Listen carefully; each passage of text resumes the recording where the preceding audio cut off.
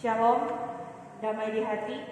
Teman-teman sekalian, pertama-tama mari kita menaikkan ungkapan syukur kepada Tuhan Yesus Kristus, karena penyertaannya saja kita bisa ada sebagaimana kita ada. Kita akan memulaikan ibadah kita pada malam hari ini, tapi sebelum itu mari kita siapkan hati dan pikiran kita. Doa buka akan dibawakan Kak Rizkiel Tampun dalam persiapan kisah angkat pujian Lingkup Piku.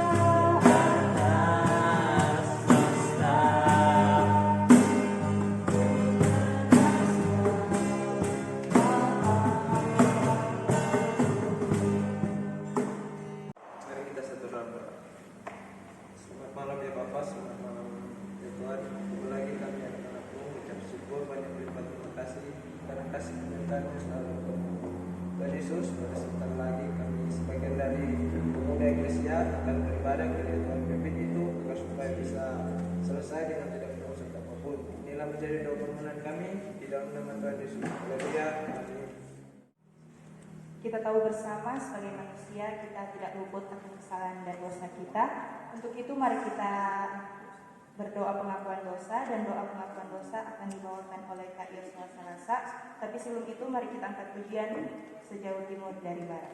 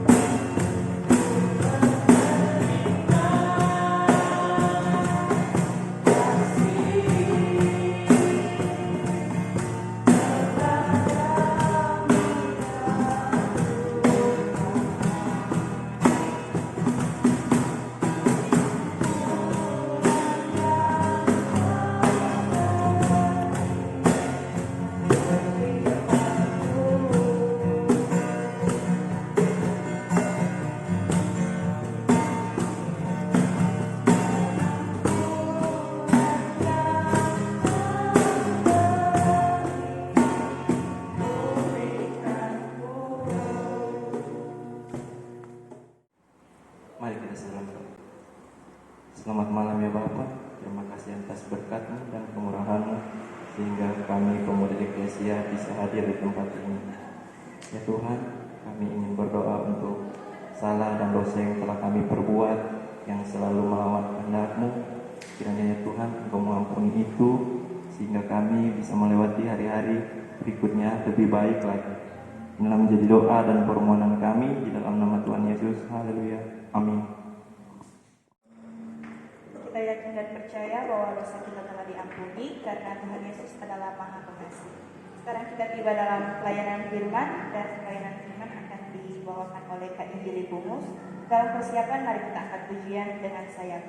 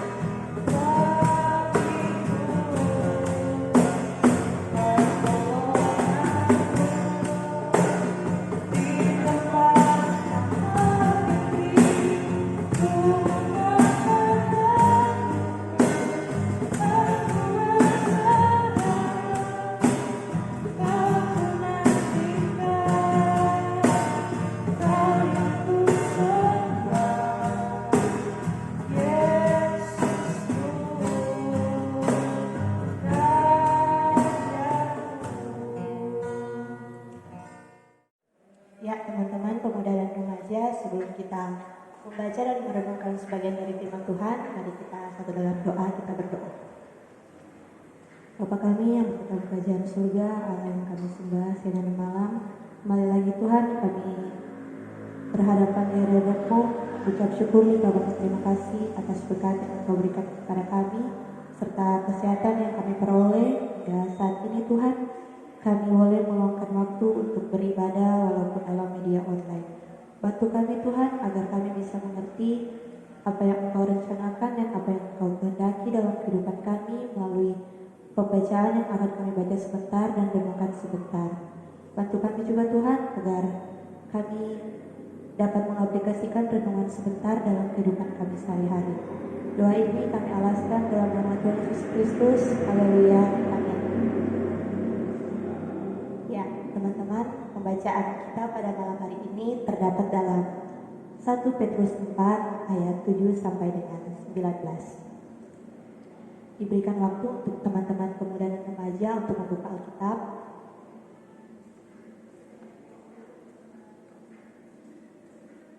Ya, 1 Petrus 4 ayat 7 sampai dengan 19. Hidup orang Kristen. Kesudahan segala sesuatu sudah dekat. Karena itu, kuasailah dirimu dan jadilah tenang, supaya kamu dapat berdoa. Tetapi yang terutama, kasihilah sungguh-sungguh seseorang akan yang lain, sebab kasih menutupi banyak sekali dosa. Berilah tumpangan seorang akan yang lain dengan tidak bersungut-sungut. Layanilah seorang akan yang lain sesuai dengan karunia yang telah diperoleh tiap-tiap orang, sebagai pengurus yang baik dari kasih karunia Allah. Jika ada orang yang berbicara, baiklah ia berbicara sebagai orang yang menyampaikan firman Allah.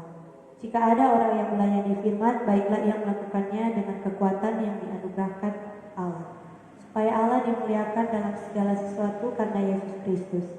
Ialah yang mempunyai kemuliaan dan kuasa sampai selama-lamanya. Amin.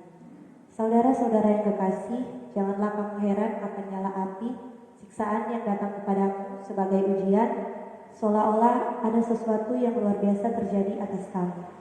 Sebaliknya, bersukacitalah sesuai dengan bagian yang kamu dapat dalam penderitaan Kristus, supaya kamu juga boleh bergembira dan bersukacita pada waktu Ia menyatakan kemuliaannya. Berbahagialah kamu jika kamu dinista karena nama Kristus, sebab roh kemuliaan yaitu roh Allah ada padamu. Janganlah ada di antara kamu yang harus menderita sebagai pembunuh atau pencuri atau penjahat atau pengacau. Tetapi jika ia menderita sebagai orang Kristen, maka janganlah ia malu, melainkan hendaklah ia memuliakan Allah dalam nama Kristus itu. Karena sekarang telah tiba saatnya penghakiman dimulai, dan pada rumah Allah sendiri yang harus pertama-tama dihakimi.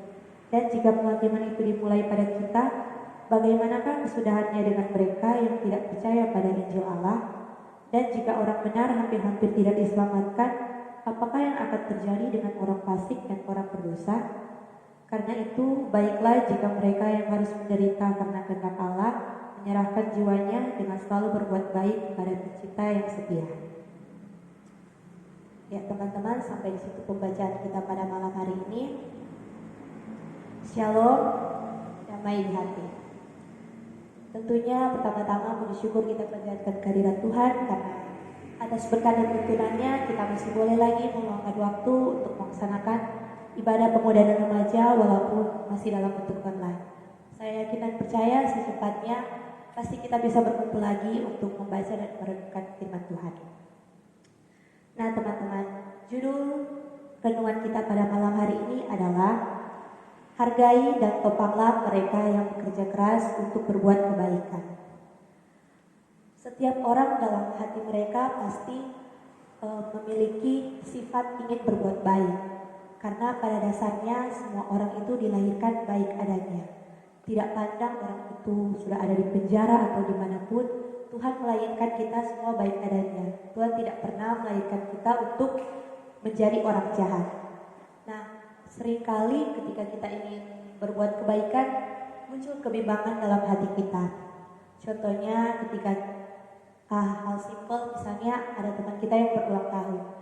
Ketika kita ingin mengucapkan selamat, berpikir begini, waktu tapi ulang tahun dia nggak berselamat pada kita, jadi kita lihat nggak berselamat pada dia. Ada lagi misalnya teman sakit, terus waktu pagi mau jenguk, habis itu orang berpikir, hari kita sakit, sedangkan dia bilang GWS juga nyanda, masa sekarang kita berjenguk pada dia setuju. Nah teman-teman, seringkali ketika kita ingin berbuat kebaikan terjadi kebimbangan dalam hati kita. Nah itulah manusia. Nah pada saat ini dalam pembacaan Petrus mengatakan, karena itu kuasailah dirimu dan jadilah tenang supaya kamu dapat berdoa. Kesudahan segala sesuatu sudah dekat, dalam ayat 7. Nah Petrus mengatakan itu kepada umat Tuhan yang waktu itu merasa tegang karena ancaman dan mudah emosi. Biasanya orang-orang kalau sudah merasa tegang, mereka mudah overthinking, mudah emosi, overthinking, dan ujung-ujungnya pasti ada niat jahat. Nah, pada saat ini dalam menghadapi pandemi virus corona, ketenangan sangat dibutuhkan di tengah ketegangan yang terjadi saat ini.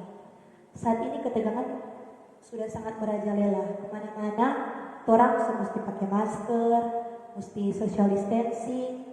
Ini boleh pipa teman yang ulang tahun, ini boleh pipa teman yang ada duka, karena itu semua ada ketegangan, takut jangan kaget kena virus atau apa-apa. Justru pada saat seperti ini yang kita butuhkan adalah ketenangan. Nah, ketika kita tenang, kita dapat berdoa. Tetapi berdoa itu sebenarnya bukan akhir atau segala-galanya. Berdoa itu membantu kita agar kita dapat merasakan damai sejahtera. Tapi yang lebih penting dan terutama adalah saling mengasihi. Dalam ayat 8 pembacaan tadi mengatakan, tetapi yang terutama, kasihilah sungguh-sungguh seorang akan yang lain, sebab kasih menutupi banyak sekali dosa. Nah, teman-teman pemuda dan remaja yang saya kasihi, belajarlah untuk bersikap baik kepada orang lain. Itu adalah satu kesaksian yang terbaik yang kita miliki. Tapi kalau semua orang di dunia ini sudah tahu cara berbuat baik, saya rasa khotbah itu sudah tidak perlu dilakukan karena semua orang sudah tahu berbuat baik. Jadi sudah perlu ada khotbah. Namun saat ini masih banyak kejahatan yang terjadi karena itulah manusia. Kita sering muncul kebimbangan ketika kita ingin melakukan kebaikan. Namun saya yakin dan percaya teman-teman pemuda dan remaja yang ada di sini pasti sudah bisa membedakan mana hal yang baik dan mana hal yang jahat. Nah, ketika kita melakukan kebaikan, tentu itu cara kita untuk memperlihatkan bagaimana Kristus bekerja dalam kehidupan kita.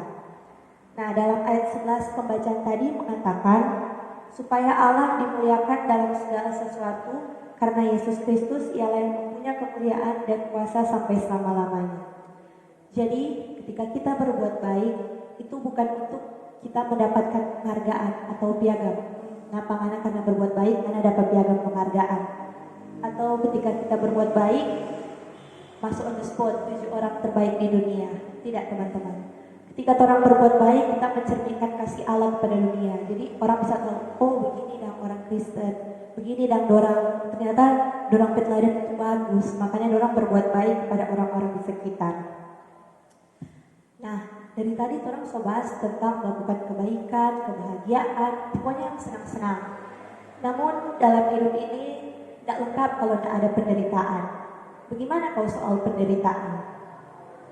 Nah, jika saat ini orang menderita, saat ini kita yakin teman-teman pemuda dan remaja sudah terbiasa dengan penderitaan, sudah terbiasa dengan galau, sakit hati, yang begitu-begitu dan itu sudahlah sifat orang saat ini. Nah, ketika penderitaan terjadi dalam orang hidup, orang jangan pernah bertanya pada Tuhan, kenapa ini mesti terjadi pada orang? Kadang-kadang orang tidak sadar Tuhan mengirimkan itu supaya orang kembali pada Tuhan.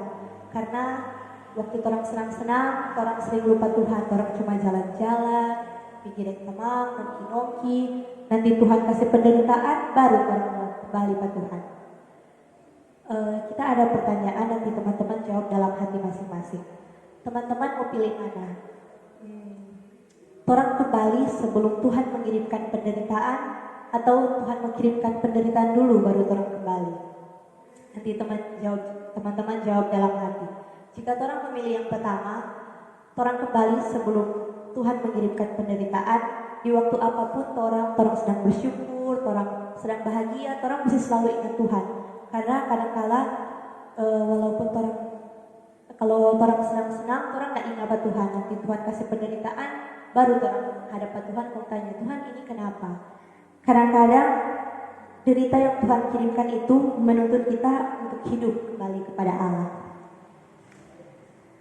Nah, teman-teman pemuda remaja yang kita kasihi, di tengah penderitaan kita seharusnya berusaha untuk membagikan kebaikan kepada orang lain.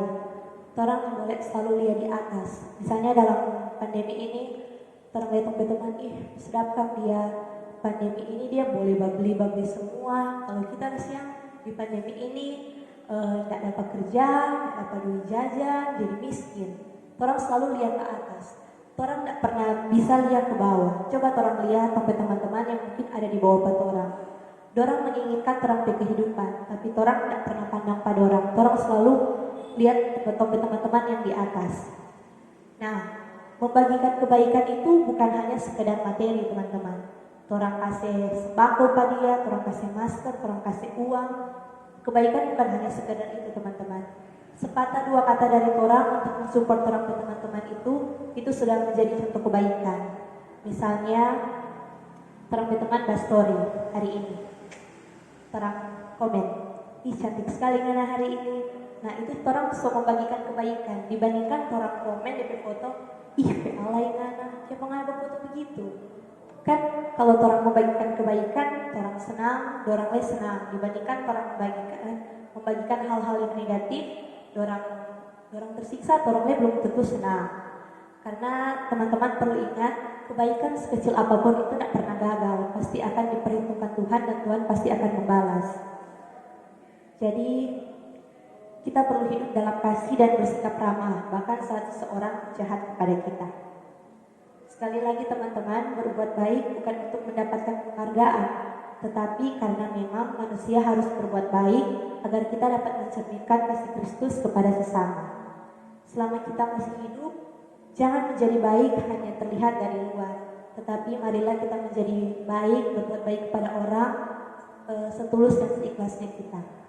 Kiranya renungan kita pada malam hari ini boleh kita aplikasikan dalam kehidupan kita sehari-hari. Amin. Teman-teman sekalian, kita telah mendengarkan sebagian dari sabda firman Tuhan. Kiranya apa yang telah kita dengar bisa kita tanamkan dalam hati dan pikiran kita dan dapat kita lakukan dalam kehidupan kita sehari-hari. Kita tiba dalam doa syafaat, dan doa syafaat akan dibawakan oleh Kak Roti Katuh. Dalam persiapan kita angkat pujian, mampirlah dengar doa.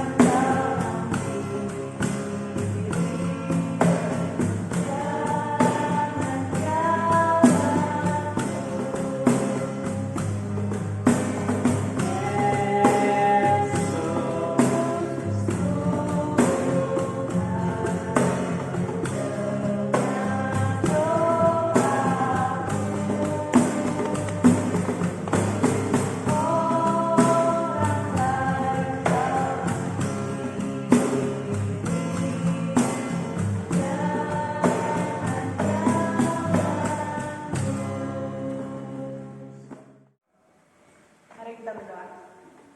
Ya Bapa kekal di dalam surga, terima kasih Tuhan karena Engkau telah memberkati kami dari pagi hingga pada malam hari ini Tuhan dengan tidak kurang suatu apapun. Ya Bapa, terima kasih karena Engkau masih memberikan kami pilihan untuk mendengarkan khotbah Tuhan tadi dan juga untuk berada Tuhan dan mendengarkan semua ibadah Tuhan mulai dari awal hingga pada akhirnya Bapa. Ya Tuhan Yesus, dalam surga, biar kiranya Engkau memberkati kehidupan kami, apapun yang kami lakukan Bapa, biar kiranya Engkau berkati, agar supaya kami bisa menjadi berkat terhadap orang lain. Inilah kami Bapa, terima kasih Yesus, haleluya, amin. Ibadah kita pada malam hari ini telah selesai. Disampaikan terima kasih kepada teman-teman sekalian yang telah mengambil bagian pada ibadah online saat ini.